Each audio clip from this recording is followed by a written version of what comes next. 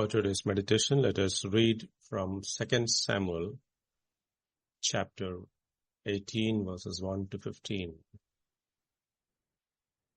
Then David mustered the men who were with him and set over them commanders of thousands and commanders of hundreds. And David sent forth the army, 1/3 under the command of Joab, 1/3 under the command of Abishai, the son of Zeruiah, Joab's brother, and 1/3 under the command of Ittai the Gittite. And the king said to the men, I myself will also go out with you.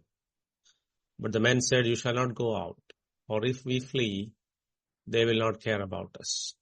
If half of us die, they will not care about us. But you are worth 10,000 of us. Therefore, it is better that you send us help from the city. The king said to them, Whatever seems best to you, I will do. So the king stood at the side of the gate while all the army marched out by hundreds and by thousands. And the king ordered Joab and Abishai and Ittai, Deal gently for my sake with the young man Absalom. And all the people heard when the king gave orders to all the commanders about Absalom.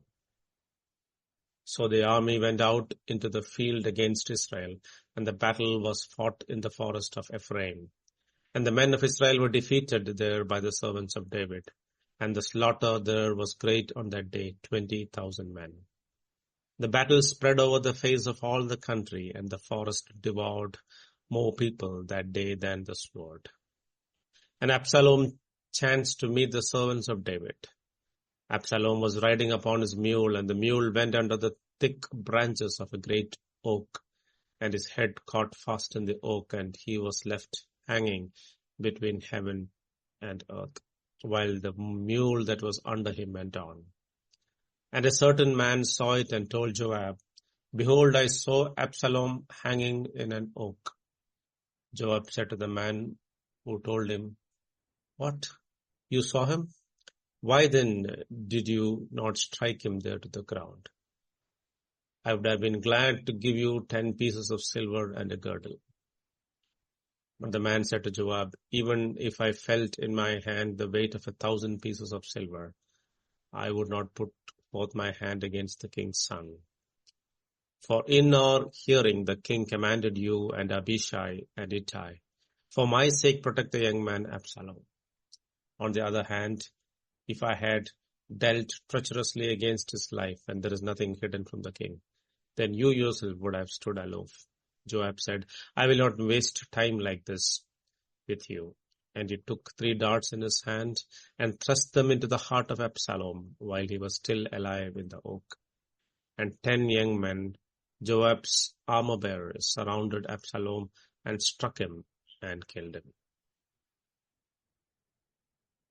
This chapter tells a tragic story of a rebellion and familial discord, culminating in the death of Absalom, King David's son. Though David won the battle against Absalom's forces, it was a personal loss to him beyond measure. The heartbreak of fighting against one's own child is an unimaginable tragedy for any father. The root of this dysfunction lay not in the battle itself, but in years of unresolved sin and parental neglect. The seeds of this tragedy were sown long before the rebellion. Absalom's bitterness can be traced back to the injustice done to his sister Tamar by his own brother Amnon. When Amnon violated Tamar, David failed to act decisively or bring justice to his daughter. This inaction planted the seeds of bitterness in Absalom, which eventually grew into a murderous hatred for Amnon. Instead of allowing justice to take its course, Absalom took matters into his own hands, killing Amnon. Afterward, he fled, and although he later returned to David's court, he did so without showing any remorse or repentance for his actions. David's passive acceptance of Absalom's return without confronting his wrongdoing emboldened Absalom. This lack of discipline and correction allowed the bitterness in his heart to fester and grow. Over time, Absalom began to undermine his father's rule, slowly winning the hearts of the people and positioning himself to usurp the throne.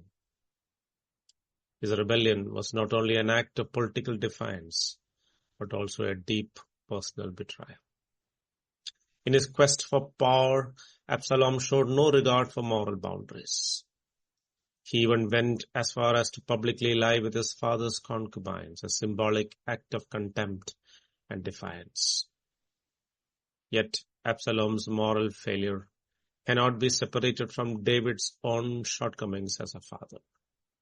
David's indulgence and failure to discipline his children created an environment in which rebellion could flourish.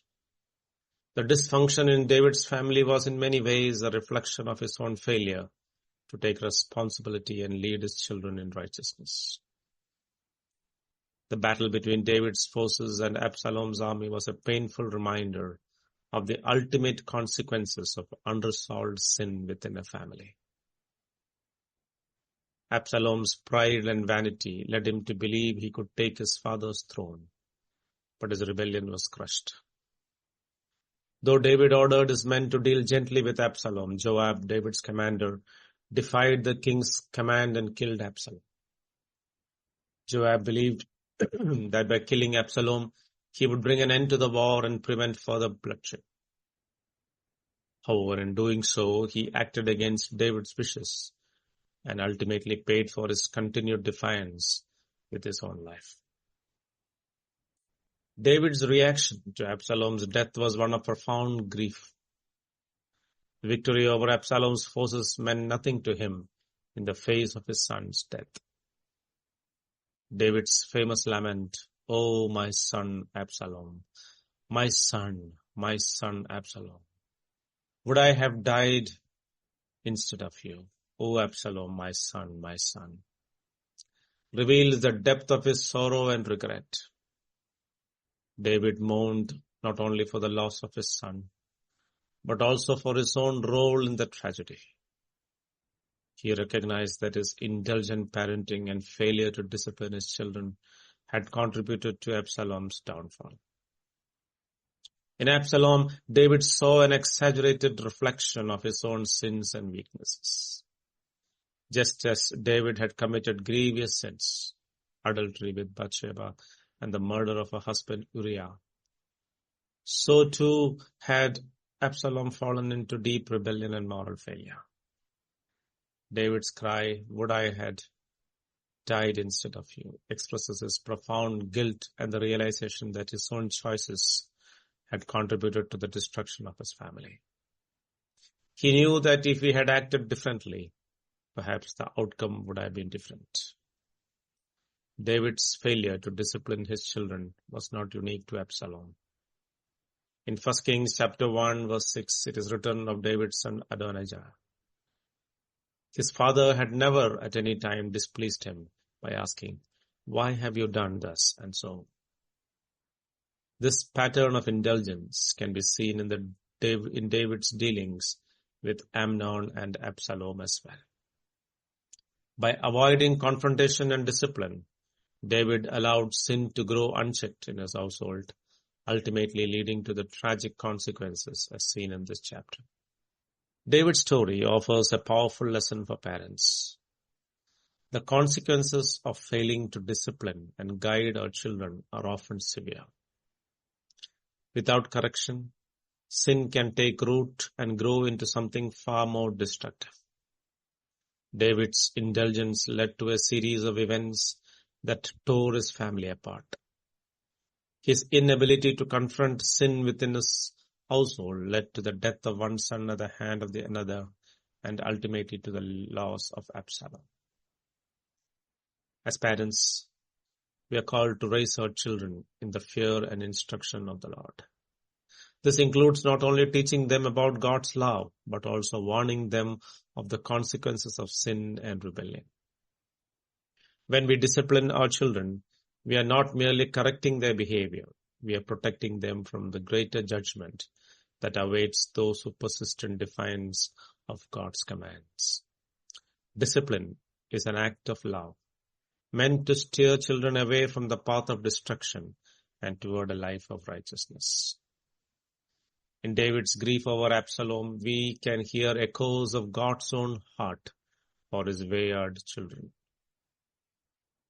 Just as David longed to save Absalom, even at the cost of his own life, so God longs to save his rebellious children. The story of David and Absalom reminds us of the destructive power of sin, but it also points to the heart of God, who desires to restore and forgive. God in his love offers us a way back through repentance and reconciliation. The dysfunction within David's family serves as a sobering reminder of the importance of godly discipline and repentance. It challenges us to address sin in our own lives and families before it grows into something unmanageable. David's story is one of great triumphs, but also great sorrow. It teaches us that no earthly success can compensate for the loss of our children to sin and rebellion. The story of Absalom's rebellion and David's grief is a call to parents to take seriously the responsibility to guide their children in the ways of the Lord and to address sin before it destroys what we hold most dear. As parents, let us prayerfully and seriously undertake this role, trusting in God for the salvation of our children. God bless.